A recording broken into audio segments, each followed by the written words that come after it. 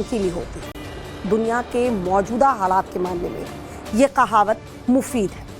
Iran और America की जंग के बाद से ही हर मुल्क मुश्किलों से जूझ रहा है और अपने मुताबिक कदम भी उठा रहा है। अपने देश की अगर हम बात करें तो सरकार पहले से ही एहतियातन कई कदम उठा चुकी है। प्रधानमंत्री नरेंद्र मोदी ने देश से अपील की है। सरकार ने सोने के बाद अब चांदी के आयात पर भी पाबंदी लगा दी है। पेट्रोल और सीएनजी के दाम बढ़ाए गए हैं।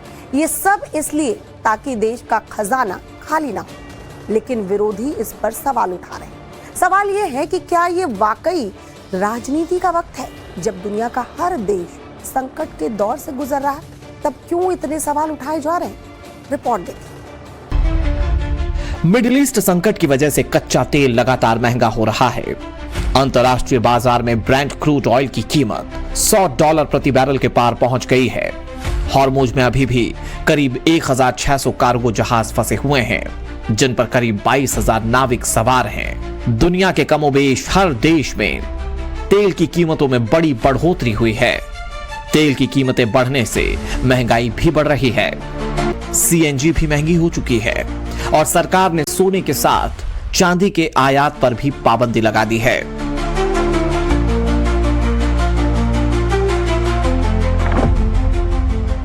सरकार ने चांदी की कई कैटेगरी को फ्री लिस्ट से हटाकर रिस्ट्रिक्टेड कैटेगरी में डाल दिया है। चांदी इंपोर्ट के लिए अब सरकारी मंजूरी या लाइसेंस की जरूरत होगी। इससे पहले 13 मई को सरकार ने सोने और चांदी पर इंपोर्ट ड्यूटी 6% से बढ़ाकर 15% कर दिया था।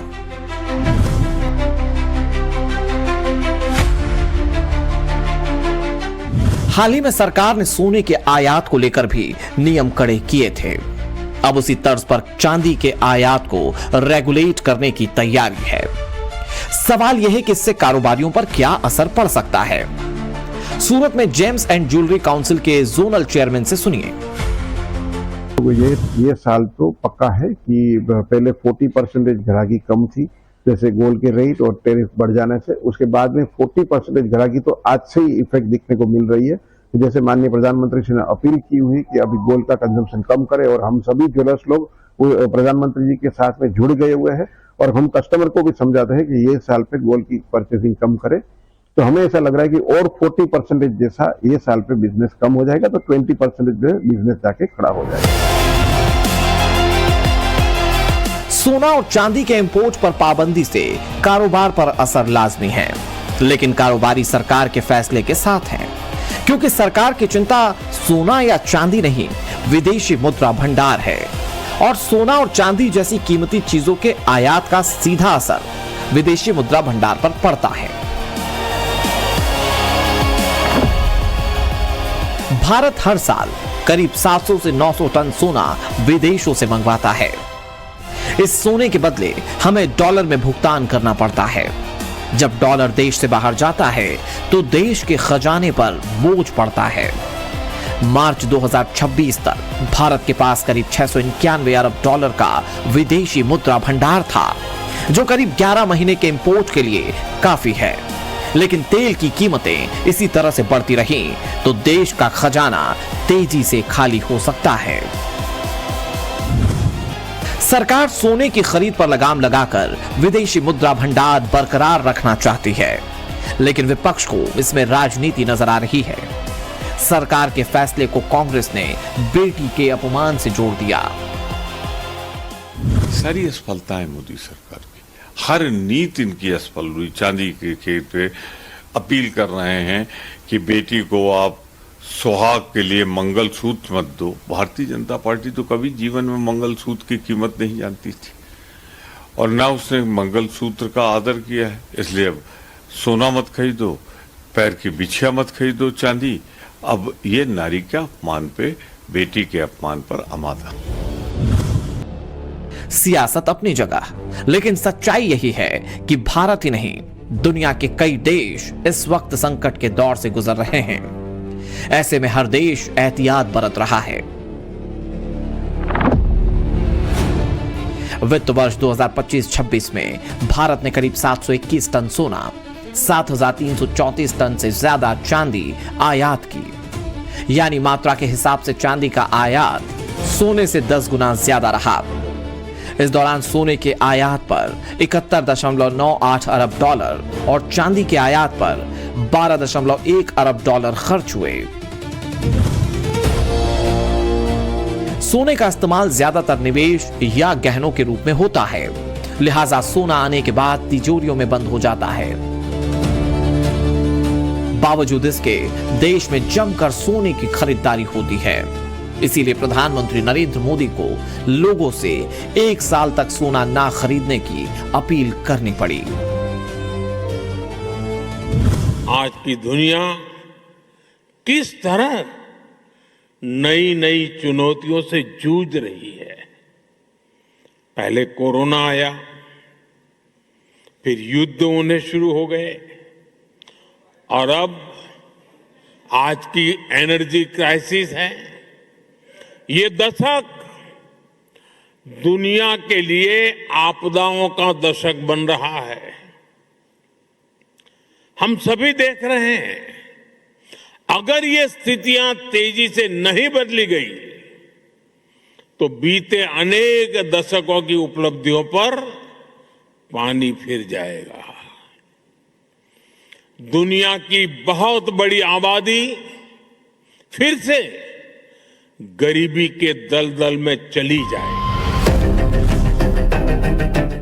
प्रधानमंत्री ने देश हित में सोना ना खरीदने की अपील की, लेकिन अपील का असर यह हुआ कि देश के कई हिस्सों में सोने की पैनिक बाइंग शुरू हो गई।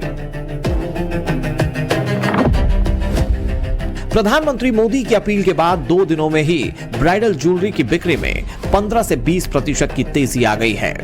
जिनके घरों में 4 से 6 महीने बाद शादी होनी है, उन्होंने पैनिक में आकर गहने खरीदे। मीडिया रिपोर्ट्स के मुताबिक ज्वेलरी के बड़े शोरूम्स ने 25 लाख से ज्यादा सोना बेच दिया, जबकि मिड साइज के ज्वेलरी शॉप्स ने 15 लाख से 18 लाख तक के सोने को सेल किया है। मुंबई के मशहूर जवेरी बाजार में भी सोने की बिक्री 20% बढ़ गई है। ओवरऑल देखें तो पूरे देश में सोने के गहनों की खरीद 20% तक बढ़ गई।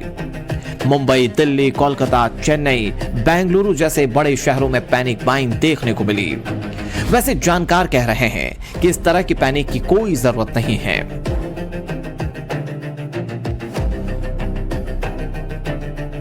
देखिए, जो छोटे कस्टमर है, जो अखाड़ तीज पे मतलब अक्षय तृतीया पे, धनतेरस पे, अच्छे हमारे भारतीय संस्कृति में जो अच्छे दिन पे शुभ खरीदी की जाती है, उनके लिए कोई प्रॉब्लम नहीं है।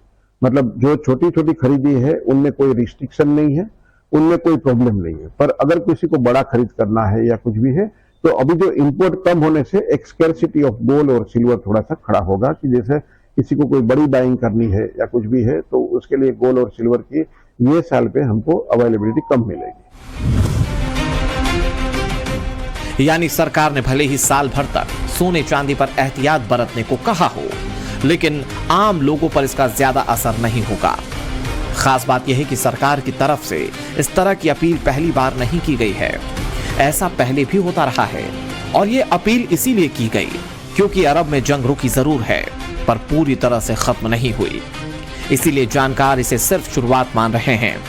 जाने माने अर्थशास्त्री संतोष मेहरोत्रा ने सरकार से रणनीति बदलने की अपील की। So the longer the war goes on, the more actions the government will have to take. So it's very difficult to predict how much exactly will be the decline in the GDP or the CPI, the inflation rate. The more important point is that we are already seeing significant impacts on MSME job losses because there are specific industries which have already been impacted. अर्थशास्त्री संतोष मेहरोत्रा ने सरकार को एक और सलाह दी।